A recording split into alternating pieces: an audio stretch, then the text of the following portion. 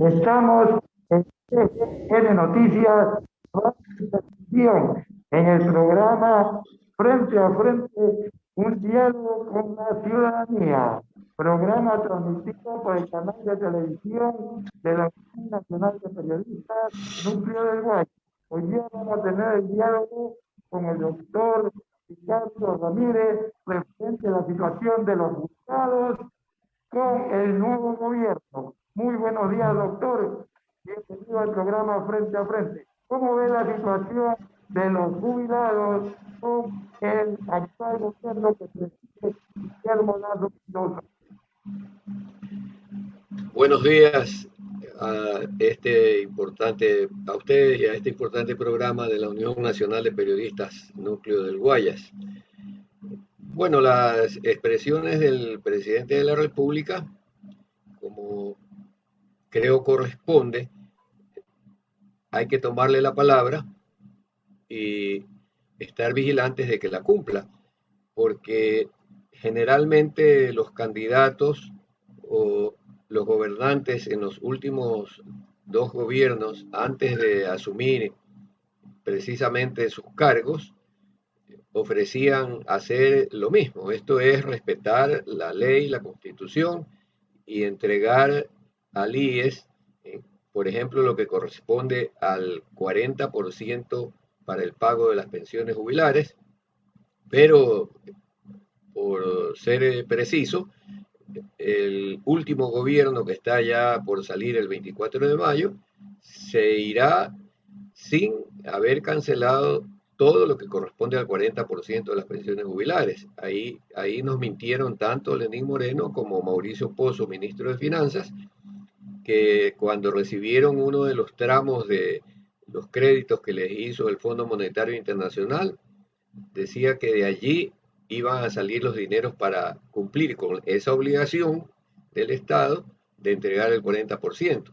Entregaron una pequeña parte, pero no cumplieron con todo lo que adeudaban. No nos olvidemos que el año 2000 el gobierno debía cancelar por concepto del 40% de las pensiones 1.700 millones de dólares y hasta la presente no ha cancelado más allá de 400 millones de esos 1.700, sin contar con lo correspondiente de enero a abril del año 2021, que eso se acumula a la anterior deuda que estoy mencionando.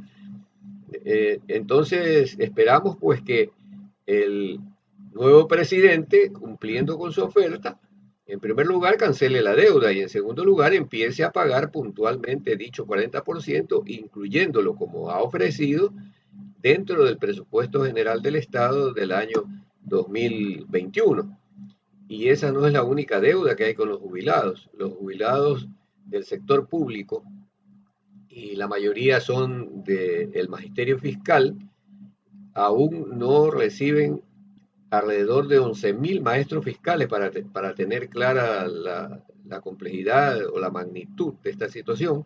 Hay, repito, 11.000 jubilados del magisterio fiscal que aún no cobran el incentivo jubilar, cuyo derecho se establece en la transitoria 21ª de la Constitución de la República, vigente desde el año 2008, desde octubre, y esos 11.000 maestros fueron engañados también por el presidente Moreno, por el presidente Correa en su momento, en cuanto que se les iba a cancelar ese monumento al que hago referencia, que se lo han ganado luego de un promedio de 40 años de trabajo al servicio de los estudiantes en colegios, escuelas fiscales del país. Entonces, esa es otra deuda que bordea los 600 millones de dólares a las cuales no se ha referido el nuevo presidente electo, y esperamos que en algún momento haga referencia a esa obligación y se comprometa a cumplirla, y sobre todo que nosotros estaremos vigilantes para que dichas ofertas se hagan realidad. Doctor Ramírez, saluda a Richard Sellán del programa Frente a Frente, un diálogo con la ciudadanía, que se transmite pues por los canales de la Nacional de Periodistas.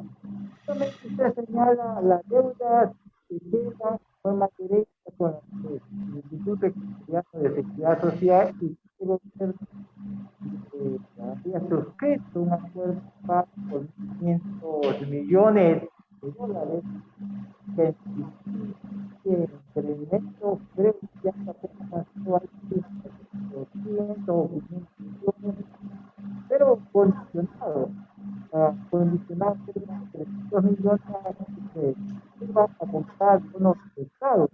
Esto es como una especie de que se paga deuda y se hace nueva deuda, o se paga deuda con deuda. Entonces, ¿cómo cambiar esta política en relación a la relación con cada gobierno? Porque está claro que cada gobierno de turno, como que hace de eso su gran caja para solventar sus déficits fiscales, más allá de lo que pudiera recurrir a veces al Fondo Monetario Internacional. ¿Cuál debe ser la propuesta que desde los afiliados activos y los jubilados tienen que hacer justamente al nuevo gobierno respecto de esto? Bueno, como usted bien lo menciona, la deuda del Estado con el IES es muy grande. Yo he mencionado solamente un aspecto de esa deuda que tiene que ver con el 40%, pero tendríamos que mencionar lo que corresponde al pago de la atención médica a jubilados, a pacientes con enfermedades catastróficas, a las amas de casa, asimismo la atención médica a los hijos de los asegurados menores de edad hasta los 18 años que se incorporaron a través de la famosa ley de justicia laboral en la época de Correa, pero que se crearon obligaciones para el IES sin que el Estado aporte la parte correspondiente. Entonces, repito, hay una deuda relacionada también a estos aspectos y adicionalmente no podemos dejar de mencionar la deuda correspondiente a los bonos que el Estado invierte y que el BIES los compra y que el Estado desde hace muchos años, en los dos últimos gobiernos incluidos, no los redimen, como se llaman, en la fecha que corresponde, los renegocian, se atrasan en el pago de los intereses y eso ha creado una voluminosa deuda adicional. Entonces, cuando se habla de que el IES, como dicen algunos, está quebrado o que su sistema actual ya no es viable y que hay que cambiarlo, esas expresiones carecen de un sustento real, de un sustento argumentado y con pruebas y documentos y razones valederas, sino que lo que buscan es eludir esta situación que yo estoy mencionando, porque obviamente que el IES tiene problemas económicos financieros, pero están derivados en el 90% de los casos por la deuda que el Estado mantiene por diversos considerandos. Inclusive yo no he mencionado porque es bastante largo y solo le agrego otro más.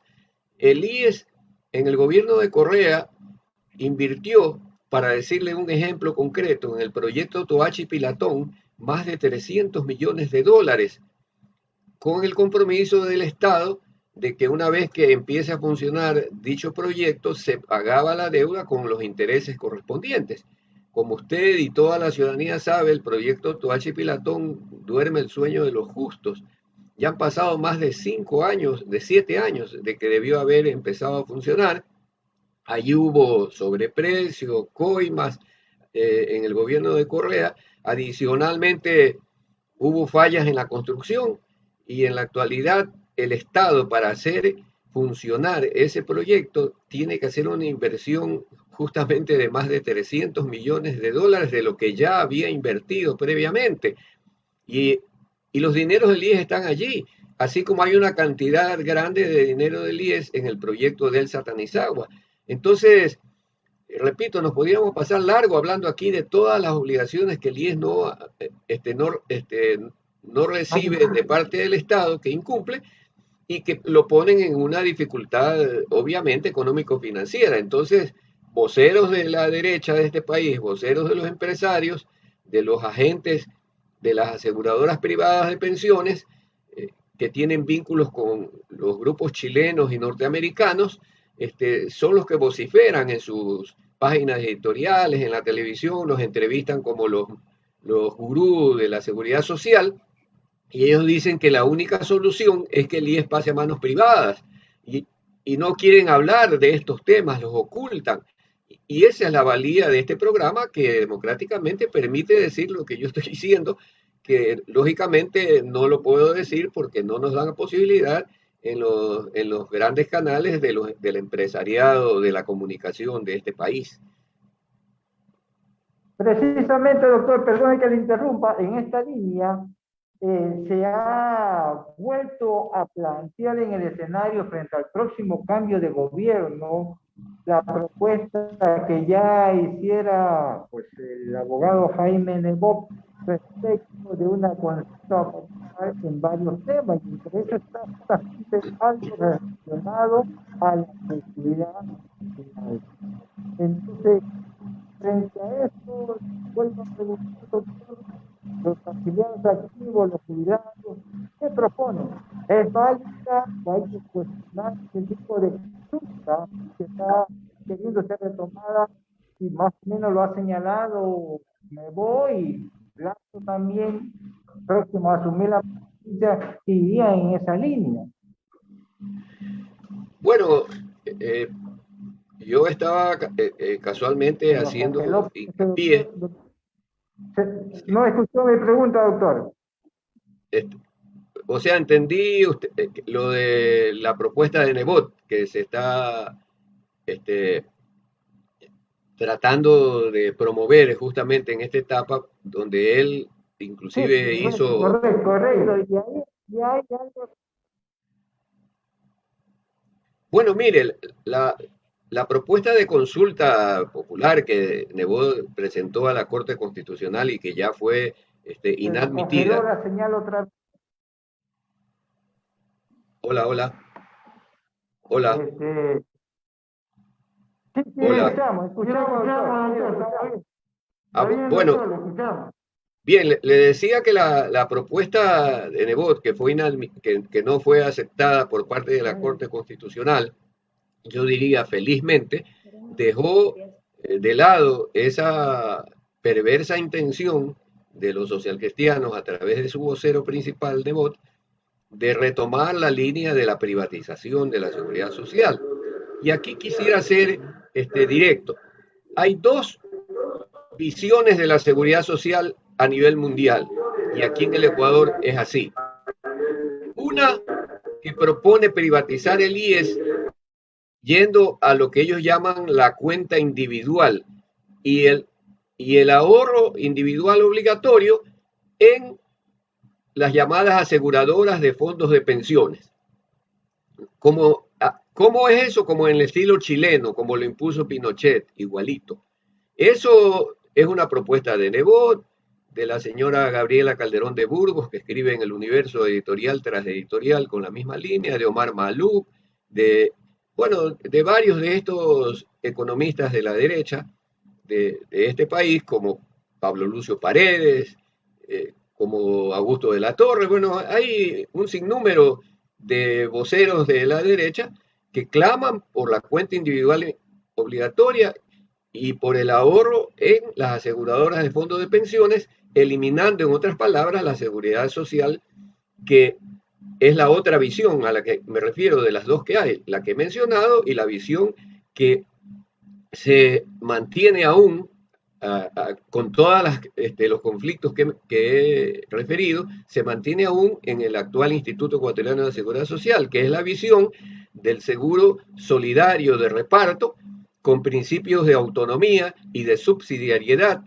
como la base de su existencia, como nació en Europa, como se mantiene en algunos países del mundo aún, y que garantizan que los asegurados, una vez que cesan su vida laboral, puedan tener una jubilación en lo posible digna, y en segundo lugar, que reciban las prestaciones a lo largo de su vida laboral, una de las principales, pues la de salud, que tienen déficit, obviamente, desde hace algunos años y ahora más aún, diríamos, agudizados esos déficits de atención, que da, entre otras prestaciones, los créditos quirografarios, hipotecarios, prendarios, para mencionar algunas cosas positivas que tiene el IES, pero que esos déficits que tiene el Instituto Ecuatoriano de Seguridad Social obedecen a las causas que yo mencioné al inicio, a que, por un lado, el gobierno, por otro lado, los patronos tienen deudas grandes con el IES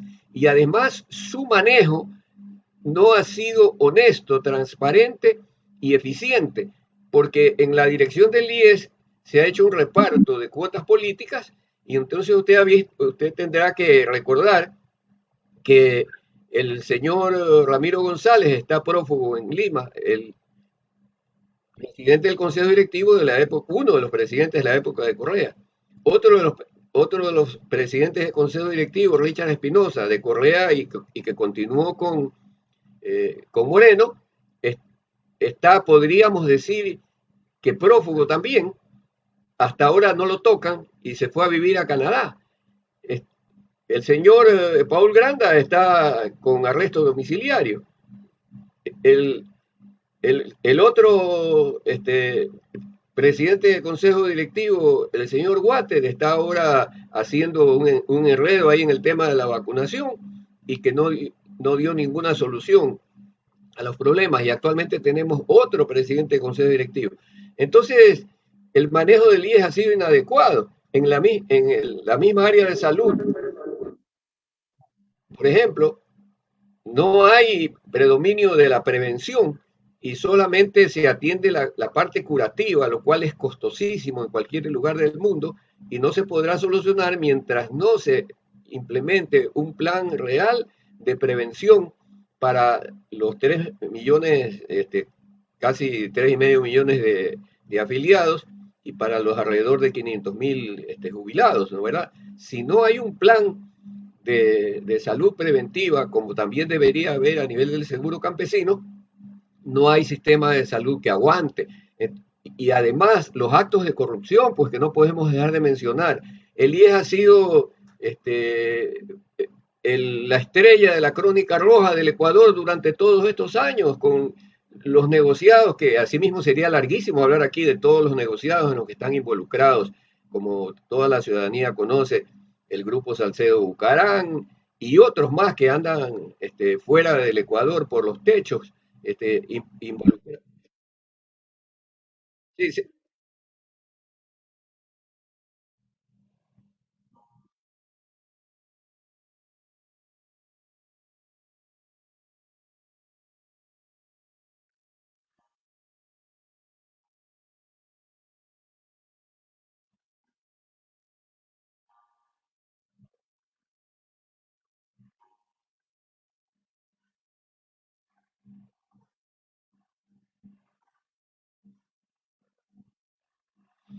sí, precisamente el FUT, el Frente Popular y otras organizaciones como la Confederación Nacional de Jubilados y demás, la UNE, etcétera, han planteado hace rato a la Asamblea Nacional Legislativa, a esta asamblea de, de cobradores de diezmos, de gente con carnets falsos, de discapacitados, etcétera, etcétera, en una asamblea realmente de lo peor que hemos tenido en los últimos tiempos, no ha dado atención a esos pedidos. ¿Qué dicen esos pedidos?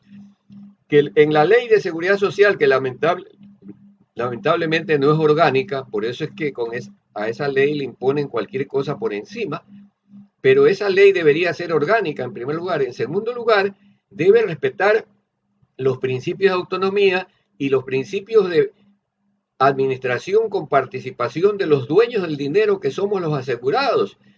En ese consejo directivo del IES hace ya algunos años en los hechos no hay voz de los asegurados.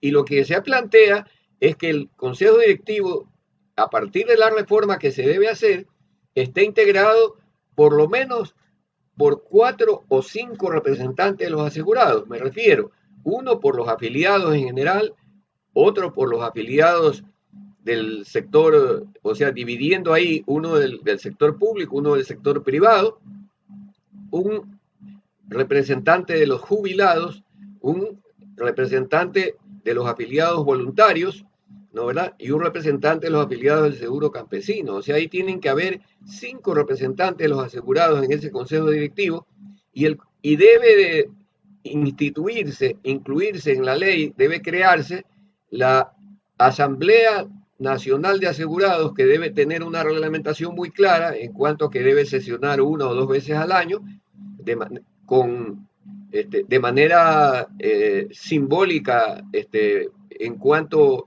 a los integrantes de esa asamblea, que se debe reglamentar cómo se eligen en base a un normativo. Digo simbólica porque no deben ganar ni salarios ni dietas.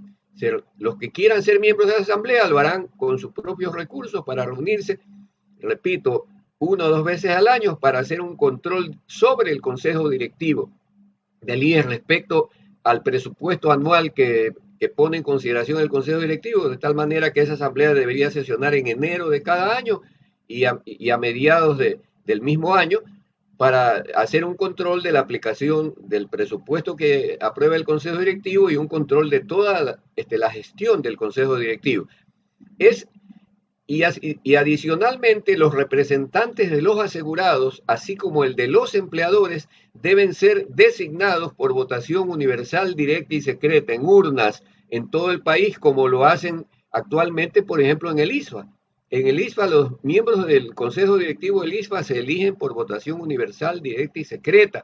Eso da una cuestión de garantía democrática mínima para que los que sean designados cuenten con un respaldo de los asegurados y no sean designados ni a dedo ni por contubernios. Y en cuanto al presidente del Consejo Directivo, que es potestad de designación para el presidente de la República, es el presidente de la República el que debe asumir una responsabilidad compartida por lo que haga ese presidente. Por ejemplo, el señor Ramiro González está comprobado que cometió cantidad de ilícitos y por eso está prófugo en el Perú. ¿Y qué responsabilidad se le dio a Correa por ese motivo? La ley debe decir que el que lo designa debe tener responsabilidad compartida con el designado. El señor Ramiro Espinosa está involucrado en cantidad de sobreprecios y otros hechos graves que representan millones de dólares cuando los asegurados no tienen a veces tabletas para la diabetes, no tienen insulina, no tienen para la hipertensión y para enfermedades catastróficas de otro tipo, etcétera. No tienen muchas cosas, y ellos se han llevado cientos, miles de millones que le corresponden a los asegurados, y bien tranquilos, y el que los designó tampoco es involucrado en el tema. Entonces, si hubiera eso en la ley, cuando el señor Lazo designe a su delegado que va a ser presidente del Consejo Directivo, de acuerdo a la ley, aunque hay una propuesta de que la presidencia sea rotativa, que sea rotativa anualmente entre cada uno de los sectores, pero repito, en el caso de que fuese nombrado todavía por el presidente, ya es responsabilidad del señor Lazo a quien designa, pues. Se supone que él designa a un hombre de su plena confianza y que él lo garantiza. Y por lo tanto, si ese presidente comete lo mismo que Ramiro González, que Espinosa, que Paul Granda u otros, no puede quedar indemne el presidente de la República que lo designa, debe asumir corresponsabilidad.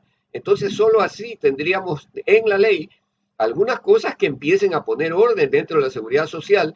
Y cuando digo que se cree la Asamblea o Congreso Nacional de los Asegurados en la ley, ese Congreso debe de exigir que el Consejo Directivo en el plan de trabajo anual, por ejemplo, respete lo que estamos diciendo para hablar solo de un caso, de que debe haber un plan nacional de salud del IES preventivo predominantemente para lograr mejorar la calidad de vida de los asegurados por una parte y por otro bajar los costos del sistema de salud.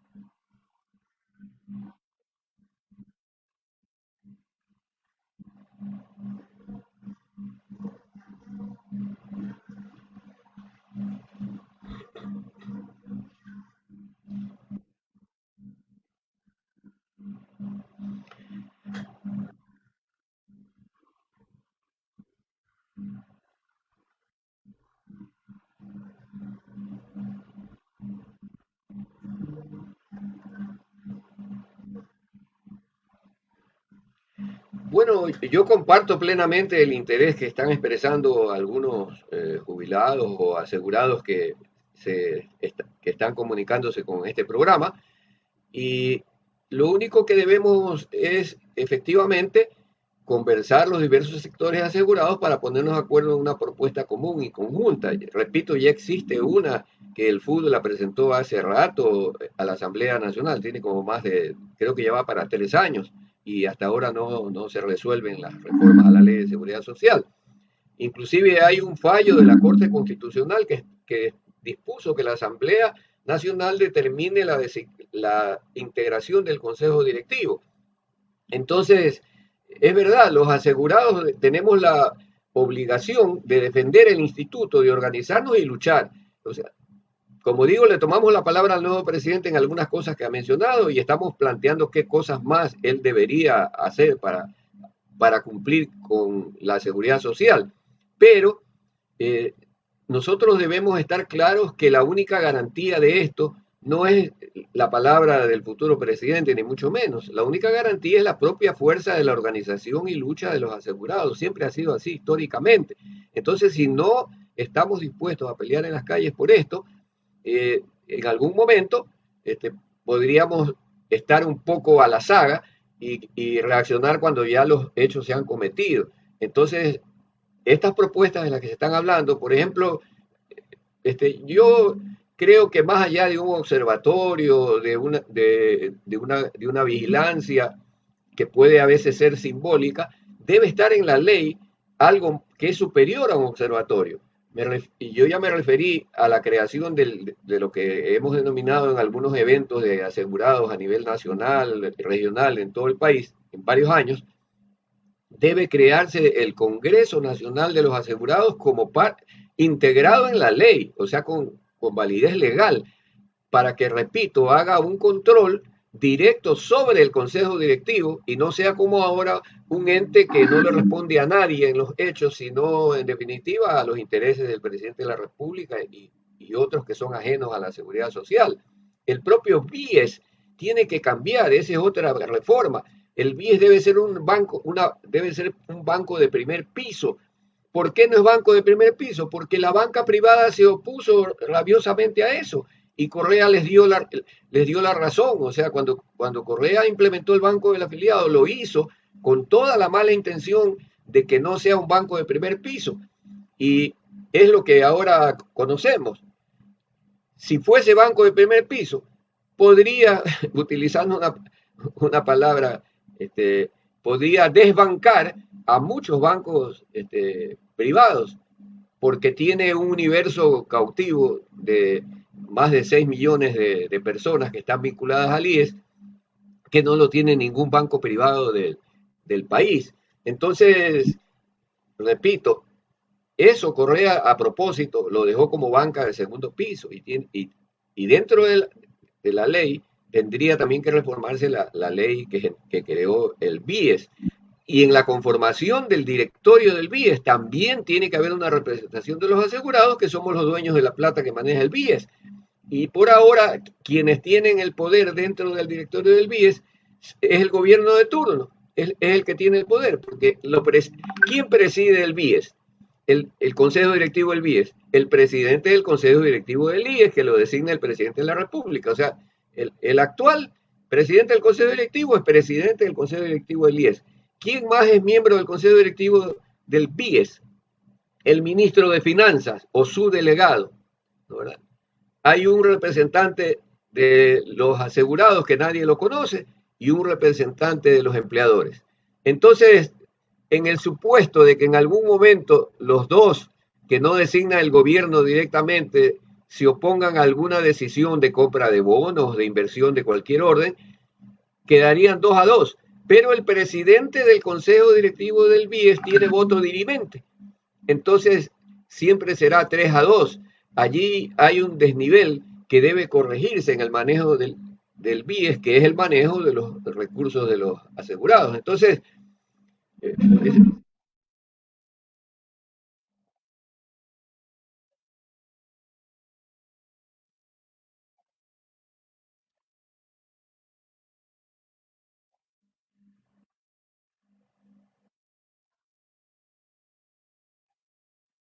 Muchas gracias. Gracias a ustedes por invitarme.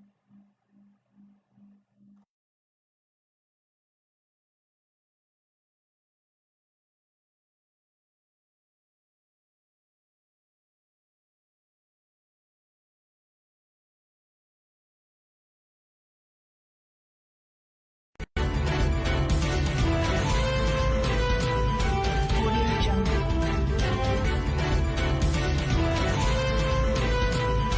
Audio Jungle. Audio Jungle.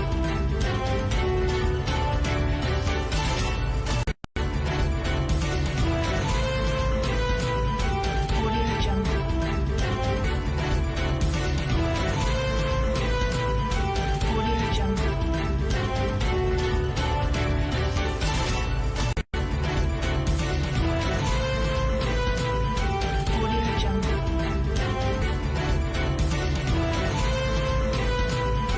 Audio Jungle. Estamos de regreso en nuestro programa Frente a Frente, un diálogo con la ciudadanía. Y bueno, nos toca entrevistar al licenciado Orlando Sotomayor, gestor cultural, justamente en el Día Nacional de las Artes. Bienvenido, Orlando, gracias por aceptar nuestra invitación a conversar sobre este tema tan importante, el Día Nacional de las Artes. Tiene, de acuerdo a nuestro conocimiento, una larga experiencia justamente como gestor cultural en animar, propiciar, coordinar eventos multiculturales, podríamos decir, y entre ellos justamente la expresión de las artes. Cuéntanos, ¿desde cuándo se instituyó en el país este Día Nacional de las Artes? ¿Cuál es tu análisis respecto a la situación de las artes en el Ecuador? Gracias, Richard.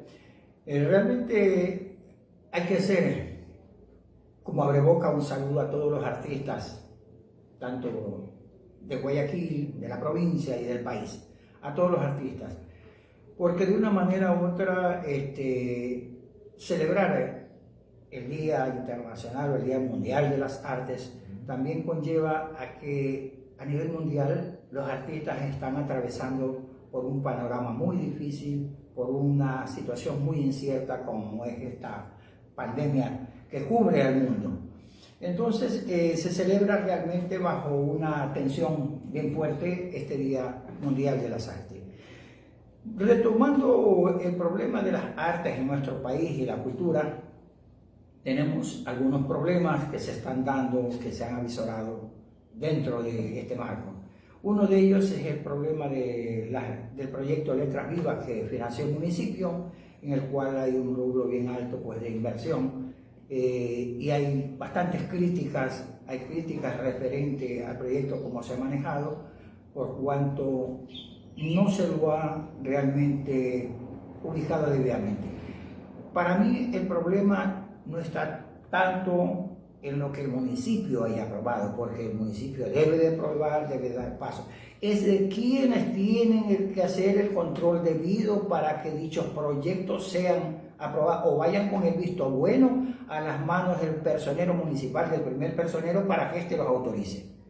O sea, el alcalde en este caso, él da su visto bueno porque confía en que en los mandos medios, que son quienes tienen que vigilar que los proyectos propuestos sean realmente justificables, sean de beneficio para la sociedad y además se encuadren dentro de los marcos legales, honorables, con ética. Entonces, ahí es el problema. En todo caso, pues ese es un asunto que aún hay que analizarlo y hay que conversar y hacerle conocer a la señora alcalde las debidas recomendaciones para futuro, para que no haya problemas en futuros proyectos que se presenten por parte de artistas o por parte de instituciones que hagan la labor cultural. Orlando, pero permíteme, porque tú señalas una situación bastante crítica, la verdad. Por un lado, está bien que los organismos públicos, por ejemplo el Ministerio de Cultura, por otro lado a través del Departamento de Cultura de los municipios, auspicien, promuevan, digamos, financien expresiones artísticas, culturales, pero de qué manera más bien el conjunto justamente de los gremios, los artistas y gestores culturales en sus diversas expresiones tienen algún grado de incidencia en la definición de esas políticas, de esto tanto el gobierno nacional a través del Ministerio de Cultura como del gobierno descentralizado, de los famosos GAN.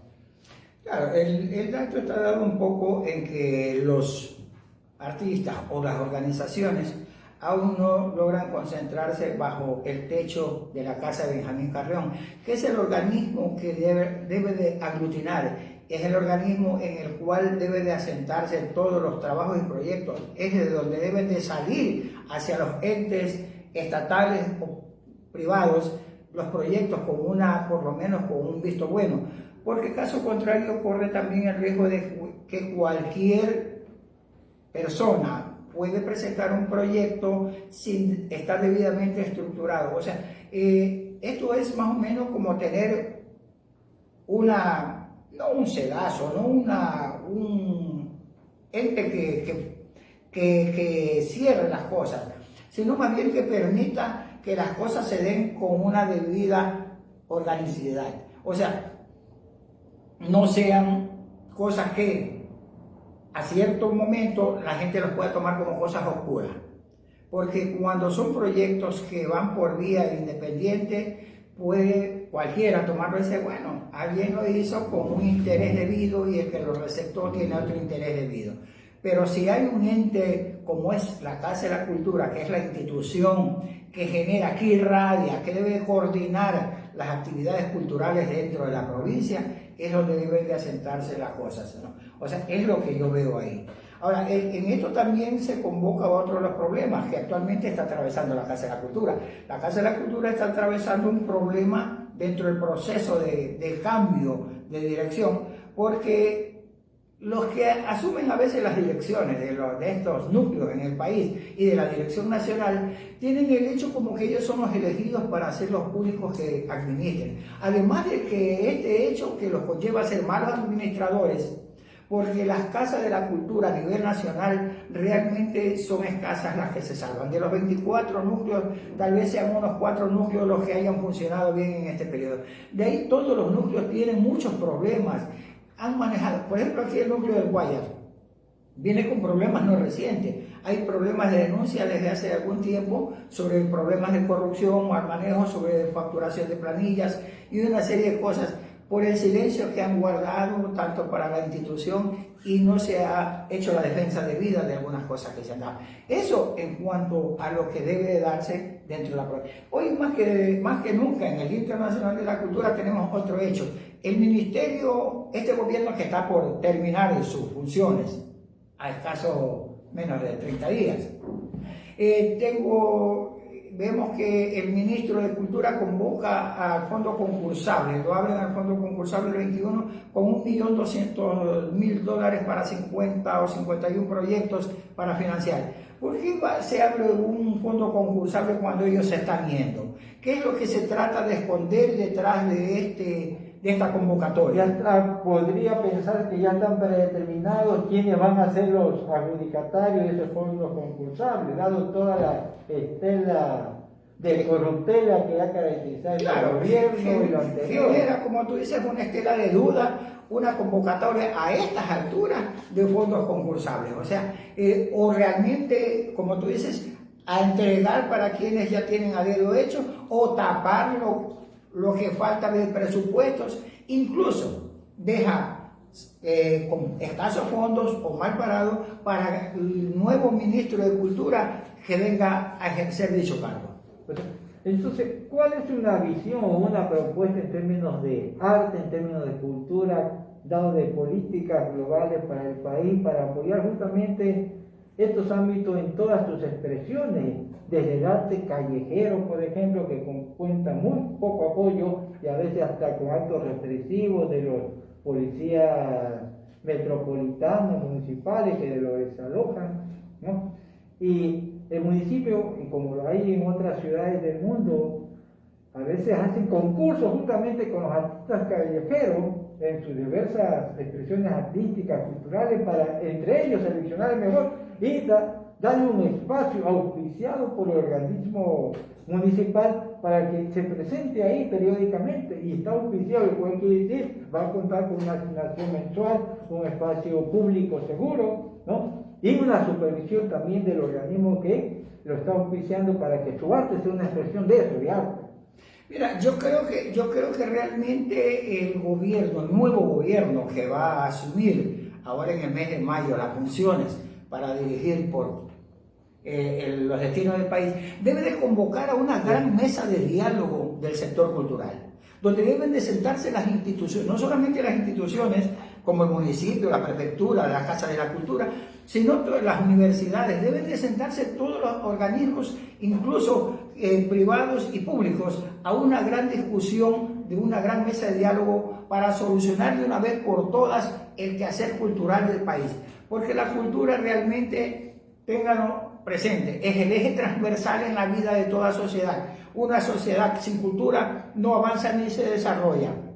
Por lo tanto, es muy importante de que se establezca una gran mesa de diálogo para analizar y dar lineamientos, reajustar la ley de cultura que también fue hecha a toda velocidad, a mano, sin consulta, sin poderla socializar, sino que con el tiempo corto que tenía también el gobierno que se iba y los otros, aprobaron una ley de cultura que no fue bien socializada, no fue bien discutida. Y yo creo que eso también debe de volverse a retomar para que el nuevo gobierno ponga líneas de vida y tenga un buen derrotero para poder llevar a cabo la actividad cultural del país y poder salir adelante.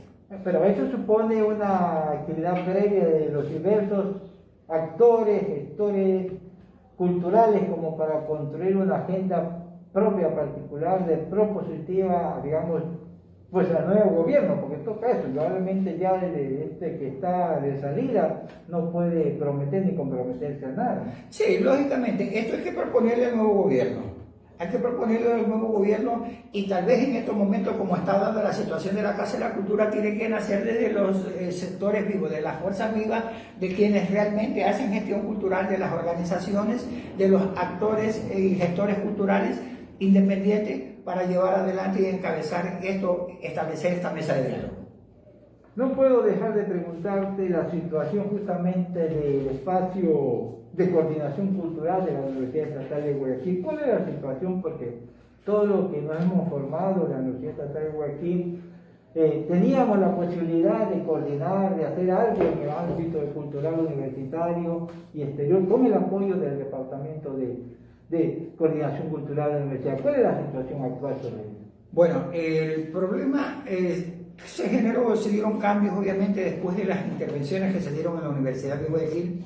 Yo personalmente estuve al frente de algunos trabajos, y cuando se hizo la reforma al estatutos, en el anterior participé y se establecieron líneas y se establecieron formas, pero el problema ya depende de la nueva administración que la ejecute. Nosotros, en lo que fue prácticamente nuestra función, elaboramos todo un plan de trabajo, elaboramos lineamientos, Es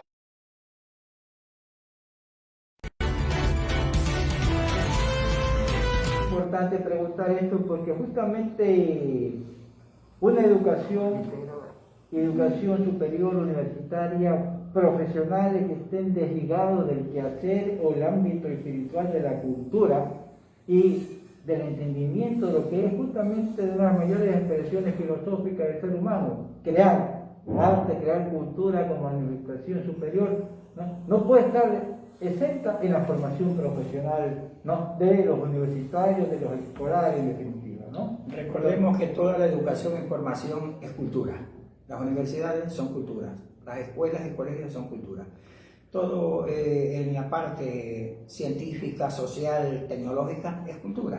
Y así que es donde debemos de llegar, tener siempre presente que si no desarrollamos en el aspecto del peso cultural, que por eso fue uno de los objetivos de Benjamín Carrión de crear la Casa de la Cultura, es para aglutinar y concentrar todo el valor cultural de nuestro país como soporte internacional de lo que somos. Gracias al licenciado Orlando Sotomayor, gestor cultural, en el programa Frente a Frente, un diálogo con la ciudadanía. Hasta una próxima oportunidad. Gracias.